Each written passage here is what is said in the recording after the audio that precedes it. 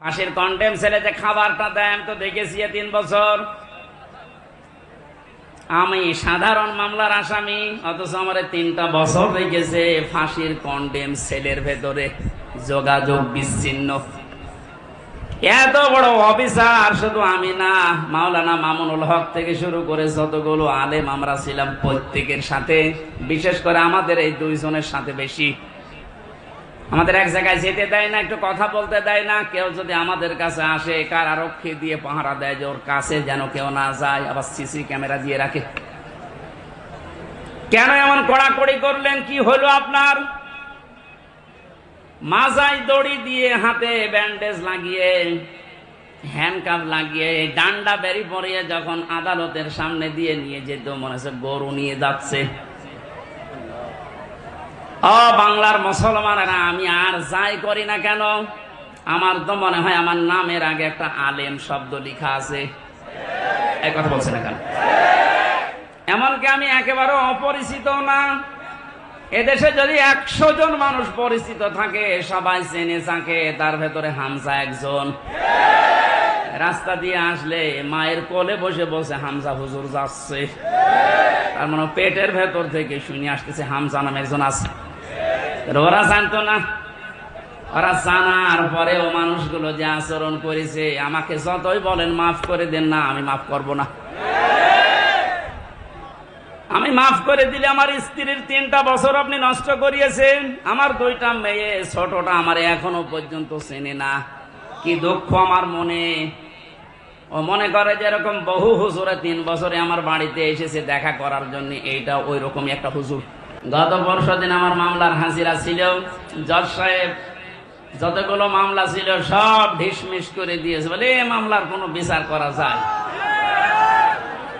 আমি মনে করলাম যে প্রশ্ন করি যে স্যার, আপনার হাতেই তো 3 বছর ছিল এই মামলাটা, তখন তো জামিন দিলেন না, এখন হঠাৎ করে কি এমন শক্তি আপনার ভেতরে ভর করেছে? হয়তো জিজ্ঞাসা করলে বলবে যে আমার হাত বাঁধা ছিল, এখন আমার হাত খোলা আছে। সাদাকে সাদা, কালোকে কালো বলার সময় এখন, কারণ কোনো চাপ নেই। ছাত্র জনতার মাধ্যমে যে বিজয় আমরা পেয়েছি, আমরা এইরকমই একটা দেশ চাই, যারা যে দায়িত্বে থাকবে যেন কোনো চাপে না থাকে। আপনারা জানেন সাবেক আইজি আব্দুল্লাহ আল মামুন এবং তার আগেরটা শহীদুল ইসলাম, 2 জনেই ধরা পড়ার পরে এখন 7 দিন আর 8 দিন করে রিমান্ডে আছে। এদের নির্দেশে নাকি এদেশের 1000-এর উপরে ছাত্র ছাত্রীকে গুলি করে দুনিয়া থেকে বিদায় দেওয়া হয়েছে। রিমান্ডে এখন না আমাদের যে অবস্থা করেছিল, মাটির নিচে নিয়ে কালো কাপড় দিয়ে চোখ বেঁধে, পেছনে হ্যান্ডকাপ দিয়ে ঝুলিয়ে, ডান্ডা বেড়ি পায়ে দিয়ে, দড়ি মাজায় টাঙিয়ে 11 ঘন্টা টাঙিয়ে রেখেছিল। আমার মনে হয় এদেরকে, আমার তো বিনা কারণে, আর এদের তো কারণ আছে। আবু সাইদ, মুগ্ধ, ইয়ামিন, আবু রায়হান সহ যত মানুষ হত্যা হয়েছে, এবং এই কয়েকদিন আগে যে ভ্যানের উপরে লাশ তোলা হচ্ছিল, সেই লোকটাও ধরা পড়েছে। এদেরকে এখন আমাদেরকে যে দেখাইতো এই ডিম, এদের এই ডিম যদি একটু দেখান, এমনি সব স্বীকার করবে। সুতরাং যে মানুষগুলো জালেম ছিলেন, যারা জালেমের সহযোগী ছিলেন, জেনে বুঝে আপনি আর মুসলমান নেই, আপনি কাফের হয়ে গেছেন। এটা তো আমি বানালাম নাকি? কেউ যদি জালেম হয় আর কেউ যদি জেনে শুনে জালেমের সহযোগী হয়, তাকে সহযোগিতা করে, সাহায্য করে, যারা এগুলো করবে তারা নবীর উম্মত থেকে বের হয়ে যাবে। নবীর উম্মতের ভেতরে যদি না থাকে, ও কি? এই কথা বলেন। আমি মনে করলাম জিজ্ঞাসা করে যে স্যার, আপনি এতদিন তো এই কাজ করলেন না, হঠাৎ করে আমার বিচার শেষ হওয়ার পরে, যেহেতু আমার সব ঢিসমিস করে দিয়েছে, আর কিচ্ছু নেই, একেবারে বেকুসুর খালাস, তার মানে 3টা বছর পর্যন্ত আমাকে জেলে রাখা পুরাটা অন্যায়, আমার তো কোনো দোষ পেলেন না। এক কথা বলেন না কেন? যাদেরকে বিনা কারণে এভাবে বছরের পর বছর জেলে রাখা হয়, তারা যদি নির্দোষ প্রমাণ হয় বিচারের পর, যারা এ বিচার দিয়েছিল মামলার আয়ু থেকে শুরু করে টপ টু বটন প্রত্যেককে ওইভাবে জেল খাটানো দরকার। তাহলে যদি ন্যায় বিচার প্রতিষ্ঠা হয়। ওনার যেমন হাত এখন খোলা, প্রত্যেক জায়গায় আমরা এরকম হাত খোলা পরিবেশ এবং বিভাগ চাই। কথা বলেন। কেউ যেন এই কথা বলতে পারে না হুজুর আমার কিছু করার নেই, উপরের নির্দেশ। ছাত্র জনতা এই বৈষম্য দূর করার জন্য এই জীবনটা দিয়ে গেল। আমি গত কয়েকদিন আগে শহীদ আবু সাইদের কবরের কাছে গিয়েছিলাম, ওনার বাবার সাথে দেখা করি। আমার যা সামর্থ্য ছিল আমি টাকা পয়সা দিয়ে দোয়া করে এসেছি। একজন এরকম না, হাজারের উপরে এই দেশে এরকম ছাত্র ছাত্রী জীবন দিয়ে গেল। এদেরকে অনেকে শহীদ বলতে চাচ্ছেন না, আপনার কপাল খারাপ। কোরআনে কারীম জানিয়েছে ওয়ালা তাকুলু লিমান ইয়াকতালু ফি সাবিলিল্লাহি আমওয়াত বাল আহইয়াউ ওয়ালাকিন লা তাশউরুন। সূরা বাকারা 154 নম্বর আয়াত, তাফসীরে ইবনে কাসিরের ভেতরে আছে। আল্লাহ পাক বলেন, ওই মুখ দিয়ে কোনদিন এই কথা বলবি না। শুধু একজন নাই, তাকুলু বহু বচন দিয়েছেন। আল্লাহ বলেন কেউ এ কথা বলবি না যে যারা শাহাদত বরণ করেছে ওরা মরে গেছে। মানুষ যেহেতু মুখ দিয়ে কথা বলে, এজন্য আল্লাহ মুখের উপরে নোটিশ দিয়েছেন এ কথা কোনদিন এই পৃথিবীতে কেউ যেন না বলে। এ নির্দেশ কার? না হামজা বানিয়েছে? আল্লাহ নির্দেশ দিচ্ছে যারা শাহাদত বরণ করে, যারা শহীদ হয় এদেরকে মৃত বলবেন না। বাল আহইয়া, বরং তারা জীবিত। ওয়ালাকিন লা তাশউরুন, তোমরা তো টের পাও না। যশোর সাতক্ষীরাবাসী খুব খেয়াল করেন, মুখের পরে মানুষের যেহেতু আরেকটা জায়গা আছে, ধারণার জায়গা। মানুষ মনে মনে ধারণা করতে পারে যে লোকটা মনে হয় মরে গেছে। এই জন্য আল্লাহ ধারণার উপরে, মনের উপরে আল্লাহ নোটিশ জারি করে দিয়েছেন। ওয়ালা তাহসাবান্নাল্লাযীনা কুতিলু ফি সাবিলিল্লাহি আমওয়াতা বাল আহইয়াউন ইনদা রাব্বিহিম ইরযাকুন। সূরা আলে ইমরানের 169 নম্বর আয়াত। এটা তাফসীরে ফি জিলালিল কোরআনের তাফসীরে আছে। ব্যাখ্যা যত আছে 8-9 পৃষ্ঠা লেখা, সব বলতে গেলে সময় কভার হবে না, এজন্য আমি সামারাইজ করছি। মুখের ওপরে আল্লাহ নোটিশ দেওয়ার পরে আল্লাহ অন্তরের ওপরে নোটিশ দিয়েছেন যে ধারণাও করবি না। যারা শাহাদত বরণ করে এরা মারা গেছে, এ ধারণাও করা যাবে না। এ নির্দেশ কার? বাল আহইয়া, বরং তারা জীবিত। শুধু জীবিত না, ইনদা রাব্বিহিম ইরযাকুন, এরা আমি আল্লাহর কাছে রিজিক পাচ্ছে। আমরা এখানে অধিকাংশ মানুষ কথা জানি, এটা হাদিস, যে দেওয়াল চাপা পড়ে মরে গেলে ও শহীদের মর্যাদা পায়। এই কথা বলছেন এখানে। পানিতে ডুবে মরলে শাহাদতের মর্যাদা পায়। এই যে বন্যায় 18 জনের উপরে মারা গেল, সব শহীদ, যদি ঈমান থাকে। আগুনে পুড়ে মরে গেলে শহীদের মর্যাদা পায়। পাহাড়ের উপর থেকে গড়ে যদি কেউ পড়ে মারা যায়, শাহাদতের মর্যাদা পায়। জালেমের জুলুমের সামনে নিজের জীবনটা দিয়ে চলে গেল, শহীদ হবে না। আপনাকে কে বলেছে? ওরকে আবার আরেকবার মরে দেখানো লাগবে যে দেখেন আমি শহীদ হলাম কিনা। সুতরাং এগুলো যারা করছেন আপনি থামবেন, কোনদিনে কথা বলবেন না। এ বিশাল বৈষম্য দূর করার জন্য নিজের জীবন পর্যন্ত যে লোকটা দিয়ে গেল, আপনি কি মনে করেন শহীদ আবু সাঈদের জীবনের কোনো মায়া নেই? আপনি যেমন নিজের জীবনকে ভালোবাসেন, ও ছেলেটাও তো এরকম ভালোই বাসতো। ওর বাবাকে আমি জিজ্ঞাসা করলাম ছেলে মেয়ে কয়টা? ছেলে বলছে 6টা। এটাই আমার ছোট। ছোটবেলা থেকেই প্রতিবাদী ছিল। প্রতিবাদ মানে কি? অন্যায় যেখানে প্রতিবাদ সেখানে, এর আরবি হচ্ছে জিহাদ। এই ষোলোটা ছেলেটা ছোটবেলা থেকে জিহাদ জিহাদ জিহাদ এইটার ভূমিকায় ছিল। আর জিহাদ করলে আল্লাহ তাদেরকে শাহাদতের মর্যাদা দেয়। মহান আল্লাহ তার জীবনটা এত বেশি ভালোবেসেছেন, সাধারণ ভাবে রোগে শোকে পড়ে মরণ দেয়নি, দিয়েছে একেবারে ময়দানে। মনে আছে মৃত্যু দেখে দেখে আল্লাহর কাছে যাচ্ছে, চারটা গুলি তার বুকের ভেতরে। যাদের নির্দেশে কাজ হয়েছিল, আহ্বান জানাচ্ছি যারা দায়িত্বে আছেন, একটাকেও যেন ছাড়া না হয়। আরে কথা কোনদিন ধারণা আনবেন না, বলবেন তো নাই যে ওরা মরে গেছে এমনি না। এদেশটা স্বাধীন করার জন্য ৭১ সালে যারা জীবন দিয়েছিল তাদেরকে যদি শহীদ বলতে পারেন, এ পৃথিবীর সবচাইতে বড় স্বৈরাচারী ফেরাউনের পরে এই হাসিনা। এর বাস্তব প্রমাণ আয়না ঘর। আমি মাটির নিচে যতদিন ছিলাম জানি না যে দুনিয়া বলে কিছু আছে কিনা। আমারে যারা নিয়েছিল রিমান্ডের নাম করে নিয়েছে তো, অথচ নিয়েছে তো মাটির নিচে। এত কঠিন অবস্থায় রেখেছিল, এত অসহায় হচ্ছিল মনে নিজেকে যে আল্লাহ পৃথিবীতে তুমি ছাড়া মনে হয় আর কেউ নেই। কারণ আমি বিচ্ছিন্ন ছিলাম দুনিয়া থেকে। আমি তো তাও মাত্র 3 বছর, আর ব্যারিস্টার আরমান 8 বছর। আপনি কল্পনায় আনতে পারেন যে একজন মানুষকে মাটির নিচে যে ঘর এখন দেখা যাচ্ছে, এখানে 2 দিন 5 দিন 10 দিন না 8 বছর একটা মানুষ থাকলো কি করি?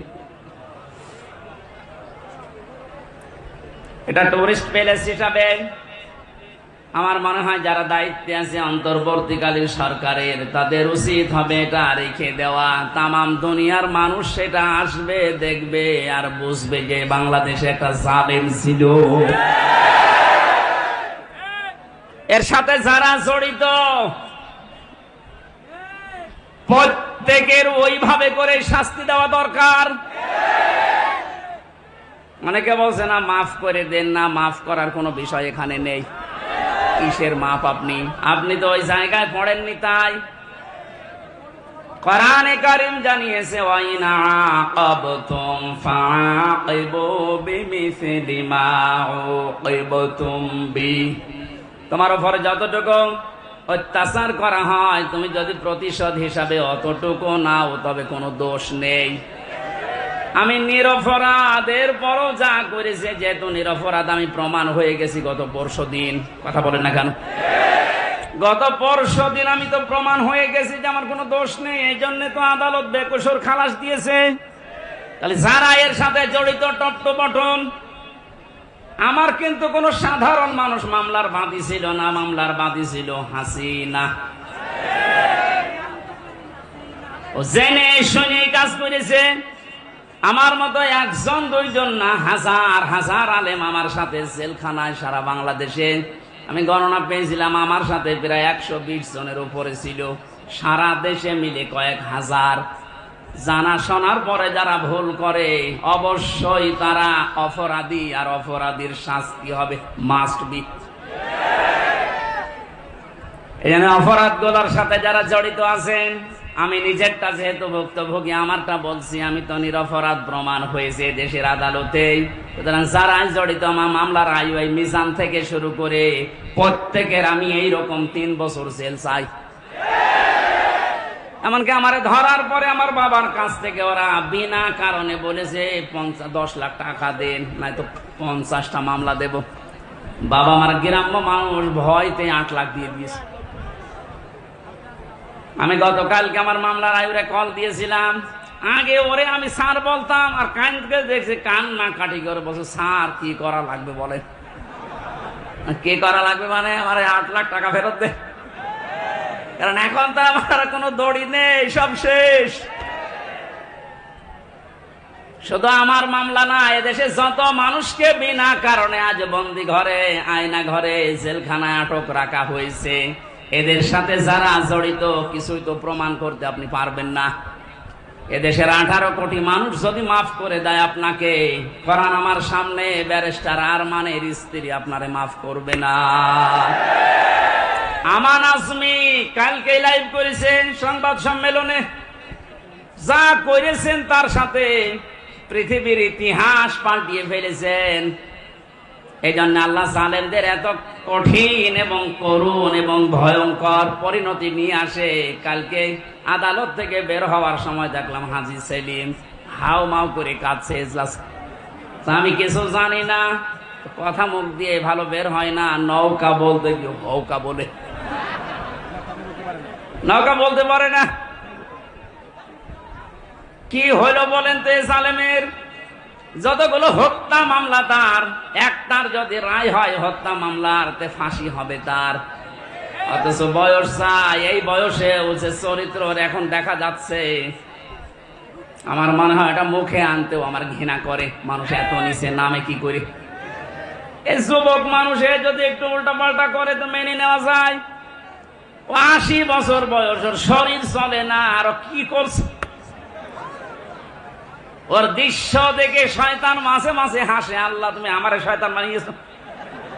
হাজি নামে কলঙ্ক, হাজি সেলিম কত টাকার মালিক ছিল শুধু আল্লাহ জানে, আর ও জানে, তাছাড়া কেউ জানে না। টোকাই থেকে এ পর্যন্ত পৌঁছে কি হলো আপনার? শেষ বয়সটা একটু আল্লাহ বিল্লাহ করে দুনিয়া থেকে বিদায় নেবেন, সে অবস্থা এখন আপনার নেই। যদি মামলার রায় হয়ে যায়, সারাটা জীবন এখন ফাঁসির কন্ডেম ছেলে ধুইকে ধুইকে মরা লাগবে।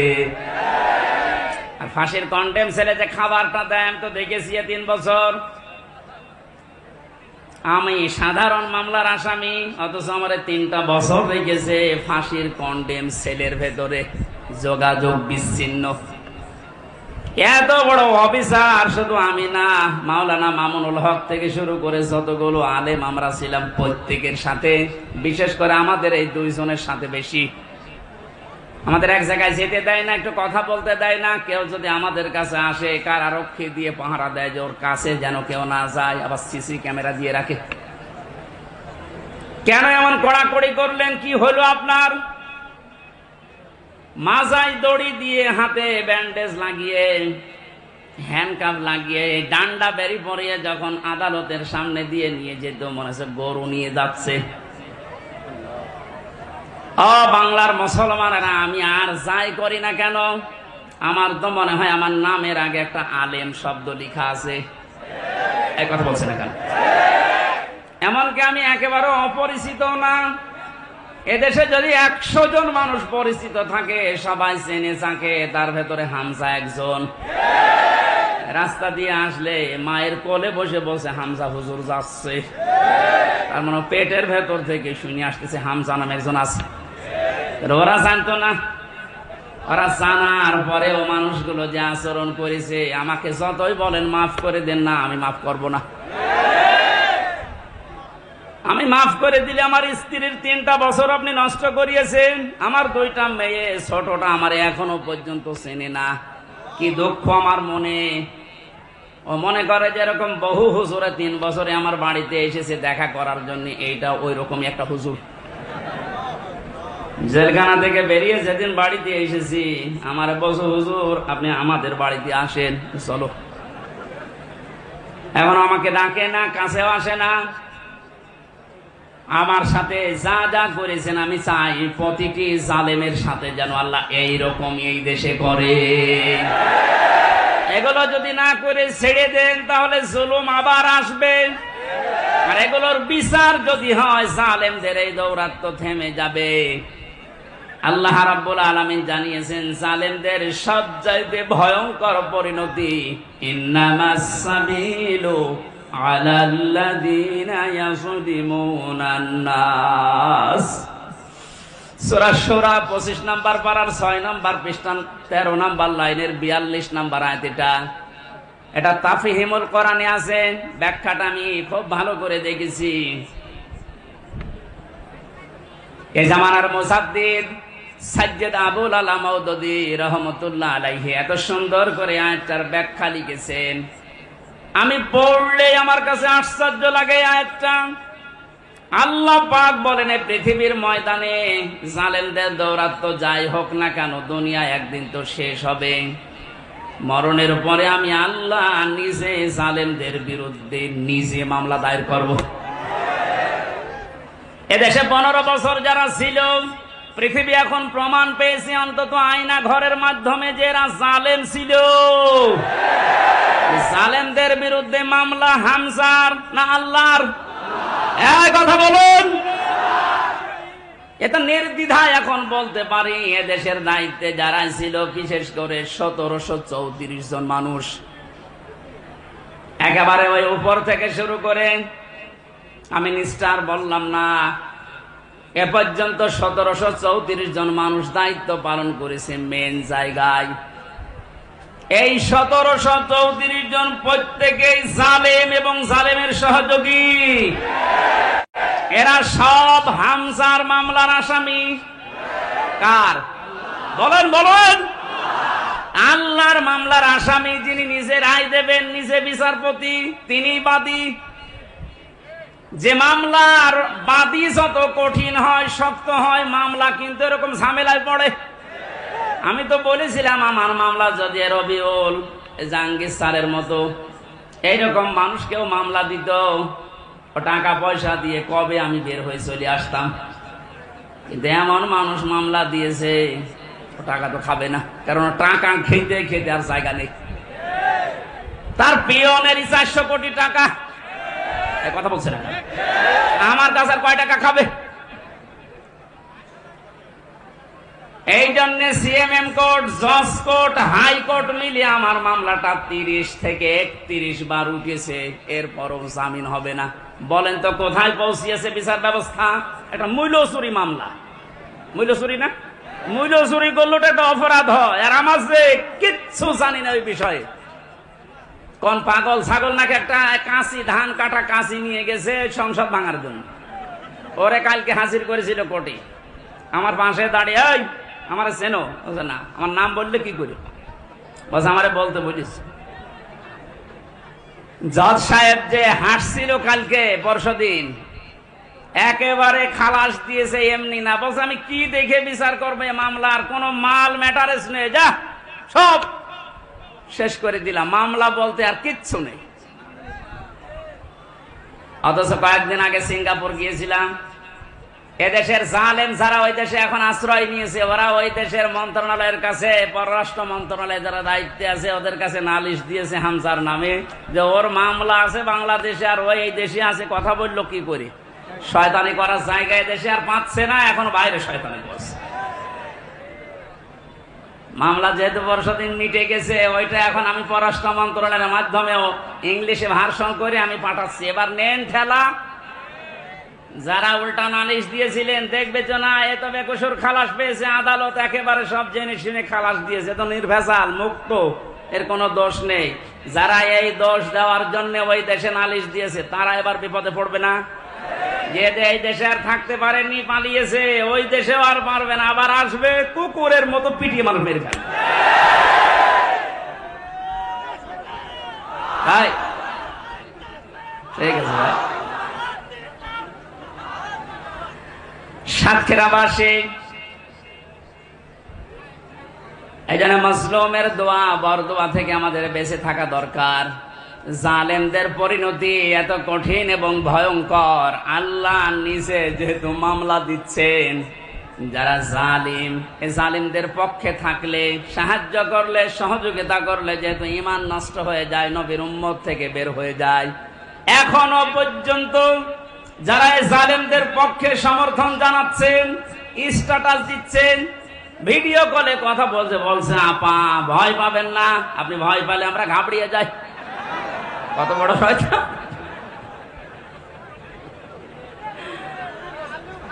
আমার তো মনে হয় ওর ভিডিওটা আমি দেখলাম, শয়তান তো আমি দেখিনি, যদি দেখতাম মনে হয় শয়তান ওরকমই হইতো।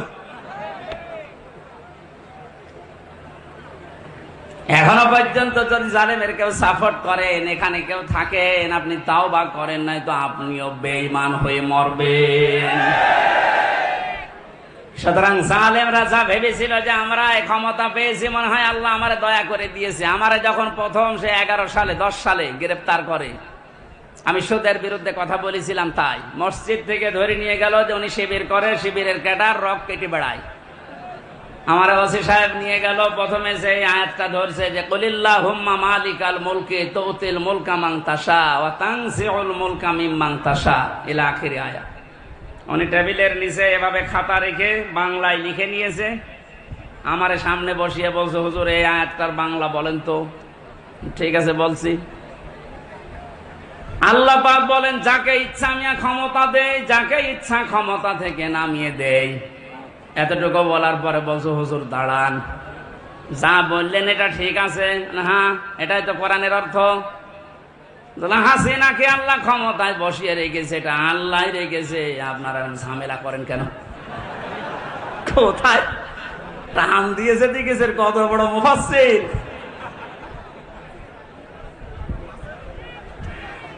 সূরা আলে ইমরানের 178 নম্বর আয়াতটা গত কয়েকদিন আগে আমি তাফসীর সহ পড়তে গিয়ে দেখি ওই ওসির কথার পুরা উল্টা। আল্লাহ বলেন, কাফের জালেম এদেরকে আমি ক্ষমতার চেয়ারে বসিয়ে রাখি যেন ওদের পাপের মারটা পরিপূর্ণ হয়ে যায়। পাপ যখন একেবারে পরিপূর্ণ হয়ে যায়, তখন আর ভালো হওয়ার নিয়ত থাকলে ওরে আমি আর সুযোগ দেই না, যেমন ফেরাউনকে দেইনি। তখন আমি কি করি? ওদের জন্য যন্ত্রণাদায়ক এবং অপমানজনক একটা শাস্তির ব্যবস্থা করি। আমার মনে হচ্ছে পৃথিবীতে আল্লাহ যদি কিছু নাও দেখায়, ইনুর সাথে যা দেখালো আমার জীবন ধন্য হয়ে গেছে। এই শয়তান আমার এমপি থাকাকালীন কুষ্টিয়ায় ঢুকতে দিত না, তো শিবির করেও ঢুকতে পারবে না। এই যে হানিফ, আমার চাচা, নিজের চাচা আমার দাওয়াত দিয়েছে খাওয়ার জন্য, যদিও সে আওয়ামী লীগের চেয়ারম্যান। আমি খাবার খেতে গেছি, উপর থেকে ওরে কল দিয়েছে, হামসাকে কেন আনলেন? বলো আমার ভাইয়ের ছেলে ভাতিজা, ওরে ডাক দেবো না। না, আওয়ামী লীগ করলে কোন শিবির জামাতের লোককে বাড়িতে খাওয়ানো যাবে না। আপনি কোথায় পৌঁছিয়েছিলেন? আপনার এই কারণেই তো আল্লাহ এত নিচে নামিয়েছে। এখন কুষ্টিয়ার বর্তমান যে অবস্থা, কান খাড়া করে শোনেন খুলনার বিভাগের মানুষেরা, কুষ্টিয়া আমাদের শেষ জেলা, এই বিভাগের যা করেছে আমি যতটুকু দেখতে পাচ্ছি এখন কুষ্টিয়ায়, এই যে দুইজনের নাম বললাম, এরা যদি একা একা বের হতে চায়, মানুষ পিটিয়ে মেরে ফেলবে। পুলিশ নিয়ে বের হয়েছিল আদালতে, তাও মানুষ ডিম নিয়েছে, লাথি দিয়েছে। আর একা একা থাকলে মানিকের মতো বিসি কেড়ে নেবে।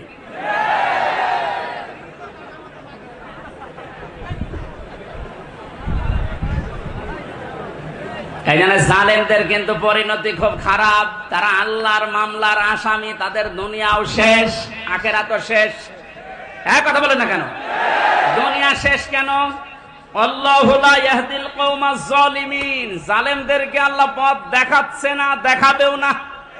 ইয়াহদি এটা মোজারে, বর্তমান, ভবিষ্যৎ, প্রেজেন্ট, ফিউচার। কোন জালেমকে আল্লাহ হেদায়েত দিচ্ছে না, দেবে না। এজন্য আমরা যেন জালেম না হয়, নারী হোক আর পুরুষ হোক, কোন বিষয়ে যেন জুলুম করবেন না। অনেক মহিলা আছে তার স্বামীর উপরে জুলুম করছেন, হ্যাঁ আছে। মেয়েরা মাঝে মাঝে কল দিয়ে বলো, হুজুর পুরুষদের বিরুদ্ধে কিছু বলেন না। না, আপনাদের বিরুদ্ধে বলছি এই কারণে, কারণ আপনার যে স্বামী যত খারাপ হোক, ও কিন্তু ফেরাউনের মতো না। ফেরাউনের জীবনে আমি পড়েছিলাম, এত বড় শয়তান, ভয়ঙ্কর স্বামী পৃথিবীতে কারো ভাগ্যে আসবে কিনা আমি জানি না।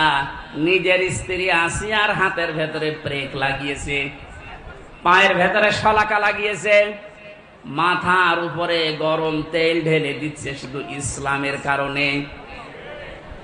এই কপালের ভেতরে ব্রেক দিয়েছে। এই কঠিন অবস্থায় যখন এই শাস্তি চলছিল, আল্লাহ জিবরাইলকে পাঠিয়ে দিলেন, জান্নাতটা মেলে ধরো। হযরতে জিবরাইল এসে যখন জান্নাত দেখালেন, হযরতে আসিয়া ডাক দিয়ে বলেছিলেন, মাবুদ তুমি আমার জন্য জান্নাত পাঠিয়েছো, আমি জান্নাত চাই না, আমি চাই তুমি যেখানে থাকো ওই জায়গায় একটা ঘর আমার জন্য বানিয়ে দাও, যেন সব সময় তোমাকে দেখা যায়। দ্বিতীয় নম্বর, একটু ভালো করে মেয়েরা, এটাই আপনার ওয়াজ।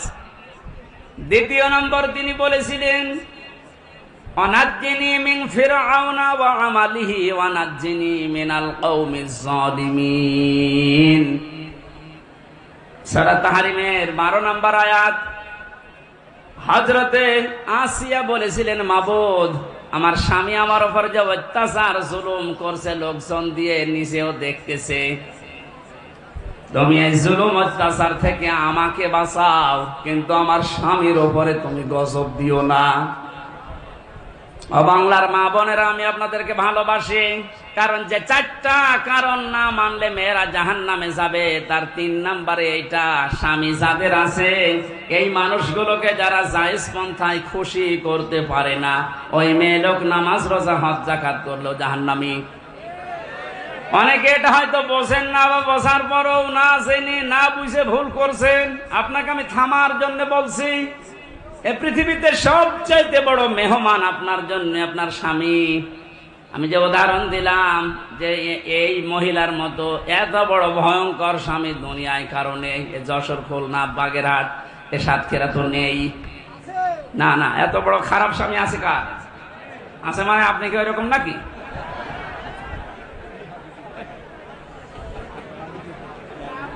এত বড় শাস্তি দেওয়ার পরেও তিনি যদি বরদোয়া না দেন স্বামীর জন্য, আর আপনার একটা সাবান কম হয়ে গেলে, শাড়ি কম হলে আপনি বরদোয়া দেন। স্বামীর বাড়িতে এসে যে কষ্ট স্বীকার করছেন, মনে করবেন আমার সাদগা দেওয়ার সওয়াব হচ্ছে প্রতিনিয়ত। এখানে যে সমস্ত মা বোনেরা স্বামীর বাড়িতে অত্যাচার, জুলুম, নির্যাতনের শিকার হয়ে আছেন, আপনার কিন্তু প্লাস পয়েন্ট, আপনি জান্নাতের দিকে এগিয়ে যাচ্ছেন। মাঝখান থেকে ফেরাউন মার্কা যদি আপনার ওই স্বামীটা হয়, ও জাহান্নামের দিকে এগিয়ে যাচ্ছে। বলেন নাউজুবিল্লাহ। এই জন্য আমার স্ত্রীর দ্বারা যেন স্বামী জুলুমের শিকার না হয়, স্বামীর দ্বারা কোনো স্ত্রী যেন জুলুমের শিকার না হয়। জুলুম এত বড় মারাত্মক একটা অপরাধ। আর জুলুমু যুলুমাতু ইয়াউমাল কিয়ামাত। নবীজি বলেন, জুলুম কিয়ামতের দিন ঘোর অন্ধকার হয়ে মানুষের সামনে দেখা দেবে। না আমরা যা করি না কেন, অন্তত জুলুম থেকে যেন আমরা বেঁচে থাকি। বলেন আমিন। এটা আল্লাহ এত বেশি ঘৃণা করেন এই জুলুমকে। সূরা ইব্রাহিম 13 নম্বর পারা 19 নম্বর পৃষ্ঠা 12 নম্বর লাইনের 42 নম্বর আয়াতটা আল্লাহ জালেমদেরকে নাজিল করেছেন তাদের দেখে। ওয়ালা তাহসাবান্নাল্লাহা গাফিলান আম্মা ইয়ামালুজ জালিমুন। রব্বুল আলামিন বলেন, নবী আপনি কি মনে করেন যে জালেমদের সম্পর্কে আমি কোনো খোঁজ খবর রাখি না? আমি সব চাইতে বেশি খোঁজ রাখি জালেমদের কাছের উপরে। এই জন্য জালেম বিদায় নিয়েছে। কিয়ামত পর্যন্ত এই দেশের এই চেয়ারে যেন কোনো জালেম বসতে না পারে, সে ব্যবস্থা আমাদের এখনই করা লাগবে। আমার কথার অর্থ যদি না বুঝে থাকেন, ঝড়ি কোদাল নিয়ে আসেন। কথা বুঝতেছেন? পৃথিবীতে কোন জালেম জানোয়ার চেয়ারে আসতে না পারে, সে ব্যবস্থা আমাদের এখনই ওই পথগুলো বন্ধ করা লাগবে। কারণ জালেম যদি আবার আসেও কিন্তু আরো ভয়ঙ্কর হবে। দরুদ আর সালাম পাঠ করে আমার আজকের আলোচনার বিষয় হচ্ছে হাসরের ময়দানে 5 ধরনের মানুষ শুধু কাঁদবে। আমি কোরআনে কারীম থেকে সূরা শুআরার 102 নম্বর একটা মাত্র আয়াত পড়ছি। আল্লাহ রাব্বুল আলামিন এই আয়াতে আমাদেরকে আফসোসের কথা জানিয়েছেন। রব্বুল আলামিন বলেন, ফালাউ আন্না লানা কাররাতান ফানাকুনা মিনাল মুমিনিন। কঠিন ময়দানে যখন বিচার আচার শুরু হবে, মানুষ বলবে, আল্লাহ একটু সময় যদি আমাকে দিতে, যদি কিছু সময়ের জন্যও দুনিয়ায় যেতে পারতাম। এই কাররাতান মানে মাররাতান ওয়াহিদা, মানে একবার, একটা বারের জন্য যদি একটু সুযোগ দিতেন, শুধু যেতাম আর ভালো হয়ে যেতাম। মিনাল মুমিনিন, আমি বিশ্বাসী মুমিন হয়ে তারপরে তোমার কাছে আসতাম। আল্লাহ পাক বলেন না, আজকের এই ময়দানে যত ধরনের যত শ্রেণীর মানুষ এই ময়দানে বসে আছে, দাঁড়িয়ে আছে বিচারের জন্য, 5 প্রকার মানুষের ভেতরে শুধু কাঁদতেই থাকবে, কাঁদতেই থাকবে। এখন আগে মিলিয়ে দেখেন তো এই 5 প্রকারের ভেতরে আপনি আছেন কিনা। 1 নম্বরে কোরআনে কারীম নাম দিয়েছে তাদের যারা কাফের। কারা কাফের? তো দেশে নেই। কোন মানুষ যদি কাফেরকে কাফের না বলে, কাফের ধারণা না করে, সেও কাফের। এক কথা বুঝতেছেন? আপনি কাফেরকে কাফের মনে করেন না, ধারণাও করেন না, মনে করেন না আমার মতোই মুমিন, আপনিও কাফের হয়ে যাবেন। কোরআনে কারীম কাফের কাদেরকে জানিয়েছে, ইন্নাল্লাযীনা কাফারু বিআয়াতিনা। কাফেরের যতগুলো সংজ্ঞা আছে, 1 নম্বরে আল্লাহর কোরআনের আয়াতকে যারা মিথ্যা মনে করে এরা হচ্ছে কাফের। এদেশে এরকম মানুষ নেই? আরো জোরে বলেন। আজকে 4 তারিখ, 1 মাস আগে মাত্র এতগুলো মানুষ এক জায়গায় কোরআনের কথা শুনবে। 96% মুসলমানের দেশে 14 জায়গায় পারমিশন নেওয়ার পরেও অনুমতি মিলত না। কথা বলে না কেন? আমির হামজা কুষ্টিয়া থেকে আসবে ওর বাবার কথা বলার জন্যে, ওর দাদার কথা বলার জন্যে। আপনিও জানতেন যে ও কোরআনের তাফসীর করে, ও তাফসীর করার জন্য আসবে। এই যে জানা শোনার পরে শুধু আন্দাজে একটা এক লাগিয়ে যে জামাত ইসলাম করে, ও শিবির করে, এই ধোয়া তুলে আপনি বন্ধ করে দিতেন, আপনি কাফের। কারণ এই কাজটা করে দুনিয়ায় কাফেরেরা। এই কাজটা যে কাফেররা করে আমি বানালাম? বলেন বলেন। সূরা হামিম সিজদা 26 নম্বর আয়াত, وقال الذين كفروا لا تسمعوا لهذا القرآن والغوا فيه لعلكم تغلبون।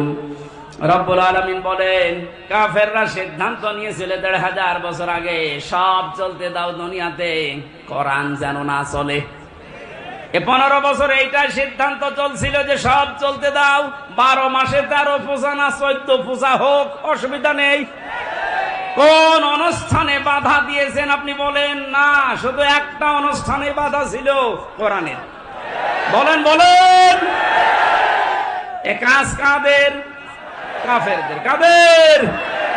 সুতরাং 15 বছরে যারা আলেমদের কাছ থেকে মাইক কেড়ে নিয়েছেন, আপনি কাফের। আপনার জন্য জানাজার দরকার নেই, কবরে দেওয়ার দরকার নেই। আপনি এমনিতেও জাহান্নামে যাবেন, অমনিতেও জাহান্নামে যাবেন, আপনাকে পুড়িয়ে ফেলা দরকার। কথাটা একটু কড়া হয়ে গেল নাকি? কিচ্ছু কড়া হয়নি। 15 বছর বহু জ্বালাতন করেছেন। বাংলাদেশের 64 জেলার প্রায় 36টার উপরে জেলায় আমাকে কোরআনের কথা বলতে দেয়নি, তার ভেতরে সাতক্ষীরা একটা। কথা বলেন না কেন?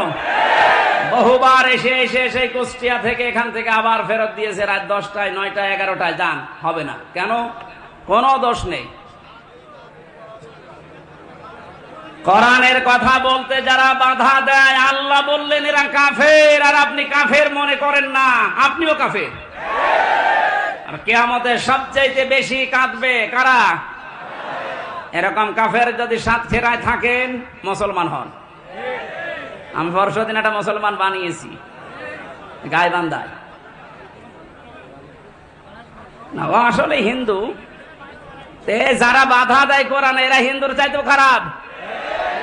ডক্টর মোহাম্মদ ইউনূস লোকটাকে চাই মনে করেন। অনেকে লাফাচ্ছে যে ওর কি, আপনি কি বোঝেন? ওর খুঁটি কোন জায়গায় বাধা, ওর পেছনে কোন দেওয়াল আছে আপনি টের পাচ্ছেন?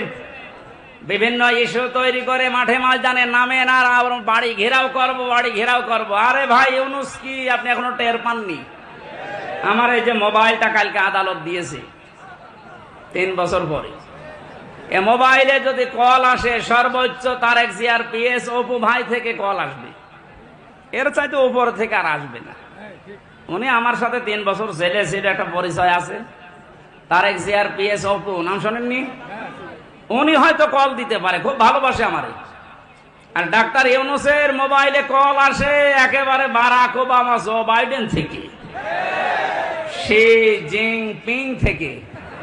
আপনি টের পান, আন্দাজে লাফান। আনসারের নাম নিয়ে লাভ দিয়েছিলেন, পিটিয়ে মানুষ ঘরে ঢুকিয়েছে। ওদের যে চরিত্র দেখবেন কিছুদিন পরে এই রাজবাড়ি গোয়ালন্দ ঘাটের এই বেশ্যাদেরকেও রাস্তায় নামাবে। ওরা এটাই চালাচ্ছে এখন, কিচ্ছু ছিড়তে পারবেন না। এই লোকটার পেছনে যাই থাক, যে খুঁটি আছে ও খুঁটি নড়ানোর জন্য ভারত, চীন, রাশিয়া এদের দ্বারা সম্ভব না। তামাম দুনিয়াও যদি এখন একদিকে হয়ে যায়, ওরা একদিকে থাকলে তাও পারা সম্ভব না। বাস্তবতা ওইটাই বলে। মানে ক্ষমতা নেওয়ার পর দিন থেকেই ঘোষণা দিয়েছে এদেশে অন্যান্য ধর্মীয় অনুষ্ঠান যেভাবে চলে, পূজা পার্বণ, কোনো অনুমতি লাগে না। আল্লাহর কোরআনের অনুষ্ঠানে এদেশে কোনো অনুমতির প্রয়োজন আর কোনো দিন হওয়ার দরকার নেই।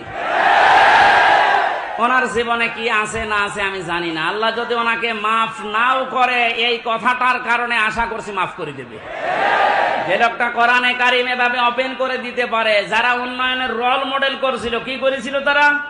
তারা আরো 144 ধারা জারি করে কোরআনের আলোচনা বন্ধ করে দিত। এজন্য কাফেরদের সাথে আত্মীয়তাও বন্ধ করা লাগবে। আমার বংশের 100 জনের 98 জন এরকম ছিল। আমি ঘোষণা দিয়ে দিয়েছি অলরেডি, কারণ এরা খুব খুশি ছিল আমি জেলে থাকাকালীন। এরা খুব খুশি ছিল। আমার বাবাকে মাঝে মাঝে টিটকারি দিত যে নাও করো এবার জামাত ইসলাম। 5 তারিখের পরে ও যখন পালিয়েছে 1:30টার সময়, বিকাল 5টা বাজতে বাজতে বাড়ি থেকে কল যাচ্ছে, ভাতিজা আমরা সব আল্লাহর ওলি হয়ে যাচ্ছি। এখন আল্লাহর ওলি হচ্ছ, এর আগে কি করেছিলে? কাফেরদের জানাজা পড়া জায়েজ আছে? ঘোষণা দিয়েছি যারা ইসলাম কায়েম হবে এইটা চাই না, সে আমার বংশের লোক না, আমার বাবা হলেও জানাজায় আমারে ডাকবেন না। কারণ ওর জানাজা হামজানা, কাবা শরীফের ইমাম পড়ালেও জাহান্নামে যাবে। মানে কাফের যারা, এক কথাই বলছি, ইসলামের কোন বিধানকে জানার পরে যারা গোপন করে রাখে, এরাও এক প্রকার ডিজিটাল কাফের। আর এই বাংলাদেশে এটা সবচাইতে বেশি। এই কথা বলছে না কেন? 2 নম্বরে মুশরিক, এটা কঠিন শব্দ। কোরআনে কারীম জানিয়েছে ওয়াল্লাযী আরসালা রাসূলাহু বিল হুদা ওয়া দীনিল হক লিইয়ুযহিরাহু আলাদ-দীনি কুল্লিহি ওয়ালাউ কারিহাল মুশরিকুন। তিনি সে আল্লাহ যিনি তার রাসূলকে দ্বীনে হক দিয়ে, সত্যের বিধান দিয়ে দুনিয়ায় পাঠিয়েছেন। যত নিয়ম নীতি, যত ধর্ম তন্ত্র মন্ত্র আছে সব যেন পেছনে ফেলে দিয়ে আল্লাহর দিনকে তিনি দাঁড় করায়। এজাহার মানে বিজয় করা, এজাহার মানে প্রকাশ করা। তাহলে রাসূলের দায়িত্ব ছিল দুনিয়ার সব ধর্ম, সব নিয়ম নীতি, তন্ত্র মন্ত্রের উপরে আল্লাহর কোরআন, আল্লাহর ইসলামকে তিনি বিজয় করবেন। আরো আসতে বলেন। এই কাজ করতে গেলে সবচাইতে বেশি নারাজ হবে, মন খারাপ হবে মুশরিকদের। এটা যে বাস্তব, এই 15 বছর দেখেছেন। ওরা শেষ পর্যন্ত না পেরে কোরআন যেন দেশে কায়েম না হয়, এজন্য নিষিদ্ধ করেছিল 1 তারিখে। আল্লাহ পুরা উল্টিয়ে 4 তারিখ আসতে আসতে পুরা পাল্টিয়ে দিয়েছে। বাংলাদেশে কোরআন কায়েম হওয়ার বিপক্ষে সবচাইতে বেশি মুশরিকরা। মুশরিক এই দেশে বেশি নেই, না না, এটা নেই বলেই তো প্রতিবেশী যারা, ওরা এই দেশকে যেন মুশরিক বানানো যায় এই জন্য বহু কায়দায় ষড়যন্ত্র করছিল। মাদ্রাসায় ইসলাম শিক্ষা পড়াচ্ছে হিন্দু। আপনি চিন্তা করেছেন কোথায় নেমেছে? জাতিকে একটা মুশরিক জাতি বানানোর জন্য পাকাপোক্ত নিয়ম চালু করে দিয়েছিল। এভাবে যদি 10টা বছর চলতো, এ পুরা বাংলাদেশ পাল্টিয়া আমরা মুসলমান শুধু নামে থাকতাম, কামে মুশরিক হয়ে যেতাম। জাতিকে শিরিক করানোর জন্য কত পায়তারা, কত প্রকল্প হাতে নিয়েছে। মোড়ে মোড়ে মূর্তির নামে, ভাস্কর্যের নামে, এই কথা বলছেন এখানে, এটা যে শিরিক সেটার প্রমাণ পেয়েছে 5 তারিখে আসরের আগে সব শেষ। আমার কুষ্টিয়ায় যেটা ছিল বিকাল 5টা পর্যন্ত, এই 1:30টার পর থেকে আরম্ভ হয়েছে, 5টা পর্যন্ত শুধু ভাঙতে সময় গেছে। শয়তানি এত শক্ত ছিল, এত টাকা খরচ করে বানিয়েছে। কি করলেন আপনি? শুধু কুষ্টিয়া না, কোটি কোটি টাকা খরচ করে সারা দেশে যেভাবে শিরিক চালু করেছিলেন, এদেশের মানুষের আর কিছু না থাক, অন্তত যাদের অল্প ঈমানও আছে এদেরকে দিয়ে আপনি শিরিক করাতে পারবেন না। এই জন্য মাত্র 3-4 ঘন্টার ব্যবধানে পুরা দেশ থেকে শিরিকের যত শিকড় ছিল সব মূলোৎপাটন করে ফেলেছে। কথা বলুন ঠিক কিনা? আমরা শিরিক করে আল্লাহর কাছে কিয়ামতের ময়দানে অজরে কাঁদতে চাই না। আমরা আল্লাহ আমাদেরকে বাঁচিয়ে দিয়েছে। আল্লাহ যেহেতু বাঁচিয়ে দিয়েছে, ভবিষ্যতে কেউ যেন আমাদেরকে শিরিক করাতে না পারে সজাগ থাকা লাগবে। কোন দরকার নেই মাথার উপরে কারো ছবি রাখা, ওখানে আল্লাহু আকবার লিখে রাখেন, আয়াতুল কুরসি লিখে রাখেন, শয়তান আসবে না। যদি কাউকে আপনি উপরে রাখেন, এটা কোরআনের পুরা খেলাফ। অকালিমাতুল্লাহি হিয়াল উলিয়া আল্লাহু আজিজুন হাকীম। আল্লাহ পাক বলেন উপরে থাকবে আমার কালেমা। কোন কারণে মরা মানুষের ছবি টাঙানো লাগবে ওখানে? এটা প্রকাশ্য একটা শিরিক। এটা কি? এই মুশরিকরা সবচাইতে বেশি কাঁদবে। একটা রাষ্ট্র কত বড় দুর্নীতিগ্রস্ত হলে জাতীয় মসজিদের ইমাম পর্যন্ত পালিয়ে যায়। ছোটখাটো মসজিদের ইমাম যারা জালেমদের সহযোগী তারা তো পালিয়েছে। সর্বোচ্চ মসজিদ বাইতুল মুকাররমের খতিব পর্যন্ত পালিয়েছে। দোষ না থাকলে, ভয় না থাকলেও পালাবে কি করতে? কোথায় পৌঁছিয়েছিল? আল্লাহ আমাদেরকে হাতে ধরে বাঁচিয়েছে। 3 নম্বরে আল্লাহর দরবারে কাঁদবে সবচাইতে বেশি মুশরিক, মুনাফিক। 4 নম্বরে বেদাতি। ইসলামের নাম বলে ইসলামের ভেতরে প্রবেশ করিয়ে ইসলাম বলে চালিয়ে দেয়। এটা বাংলাদেশে খুব বেশি ছিল। এই ব্রাহ্মণবাড়িয়া, কুমিল্লা এলাকায় এখন সবগুলো মাথা নিচু হয়ে গেছে।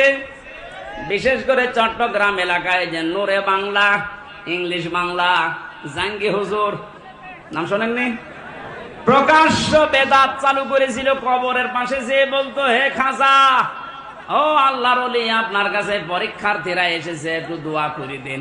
আরে কবরে যারা থাকে ওরা সব চাইতে বড় অসহায়, সে কি করে দোয়া করবে? সুতরাং এই বেদাত যারা চালু করেছিলেন, এই শিরক, তাদেরকে এখন জাতির শিক্ষা দেওয়া দরকার। নয়তো সময় যদি একটু নরম হয়ে যায়, ওই বেদাতি গুলো কিন্তু আবার মাথা ছাড়া দিয়ে উঠবে। 5 নম্বরে সবচেয়ে বেশি কান্নাকাটি করবে হারামখোর, যেটা এখন কাঁদতেছে। আমি কয়েকদিন আগে বাইরের কয়েকটা রাষ্ট্র ঘুরে আসলাম, মালয়েশিয়া, সিঙ্গাপুর দিয়ে, দেখেছি যে হারামখোর যারা, তাদের সম্পদ কি পরিমাণ। বেগম পাড়া বানিয়েছে। ধ্যান চালিয়ে যদি উপায় করা লাগতো, কিয়ামতের আগে বেগম পাড়া বানাতে পারতো না। সবগুলো টাকায় জনগণের। কথা বলুন। শিক্ষকদের বেতন হয় না, আর ওর এক মেয়ের বিয়েতে 12,000 কোটি টাকা খরচ করে।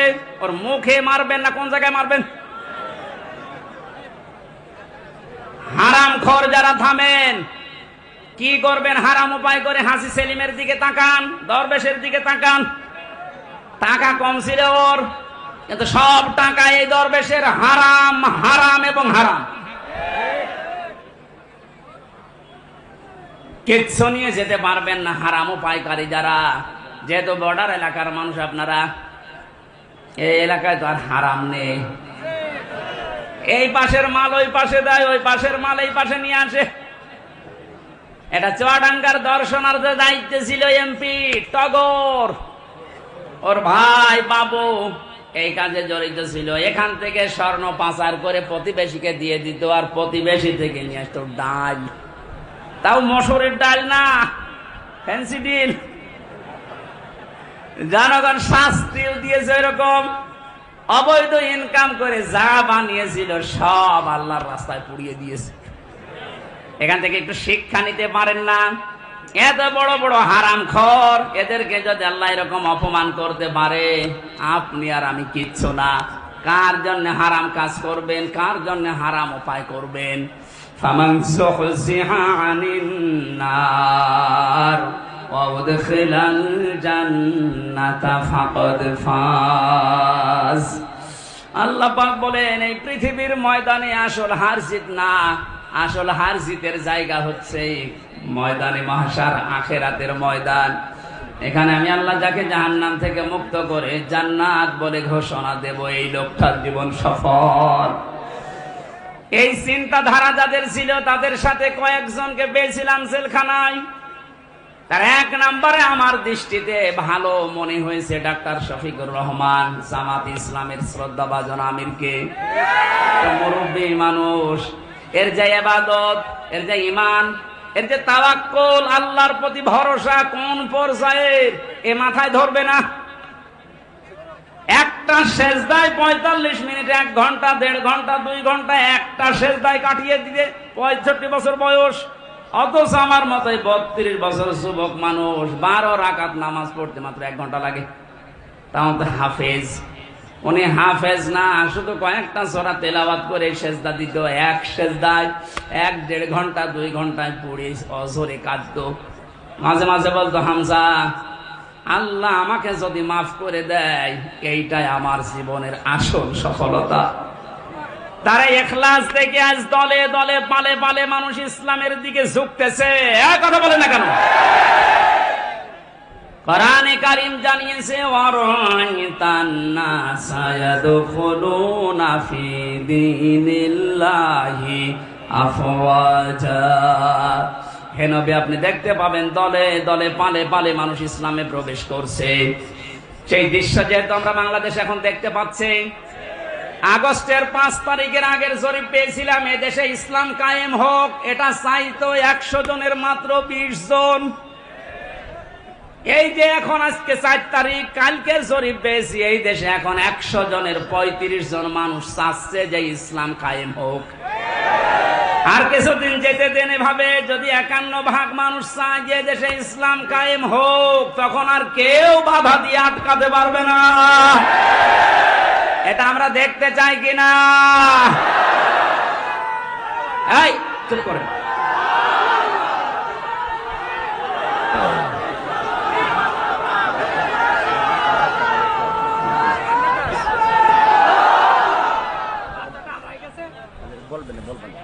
সাতক্ষীরাবাসী, আমার বয়স যেহেতু 32, আমি দেখি না। এই যে মুরব্বী যারা আছে এনারা দেখেছে এ দেশটা বাবা চালিয়েছিল, কেমন দেখা গেছে। কথা বলছে না কেন? বাবার সময় অনেকে দুর্ভিক্ষে পড়েছিল না? কথা বলে না কেন? স্বামী চালিয়েছিল, শহীদ প্রেসিডেন্ট জিয়াউর রহমান, তাও আমরা দেখেছি না? আমি দেখি না, ওনারা দেখেছি। চাচা চালিয়েছে, সকালে এক কথা বলতো, বিকাল আর এক কথা। যেভাবে হোক অন্তত 9 বছর আমি দেখি নাই, কারণ আমার 92 সালে জন্ম। বউ চালিয়েছে, যেভাবে হোক। ভাবিও চালিয়েছে। এখন শুধু দেখতে বাকি আছে, কোরআন দিয়ে সংসদ চললে কেমন দেখা যায়। এইটা দিয়ে দেশ চললে কি শান্তি, আপনি এখনো দেখেননি, বোঝেননি। এটা এবার বোঝার সিস্টেম আসতেছে। আল্লাহর কাছে মুসাফির অবস্থায় হাজারো মানুষ নিয়ে দোয়া করছে, আল্লাহ জীবনে কিছুই যদি তোমার ভালো না লাগে, আজকের এই দৃশ্য দেখে অন্তত এটা কবুল করো যে কোরআন দিয়ে দেশ চলছে, এটা যেন আমরা দেখে মরতে পারি। আকাঙ্ক্ষা আছে কাদের? দেখি লিল্লাহি তাকবীর।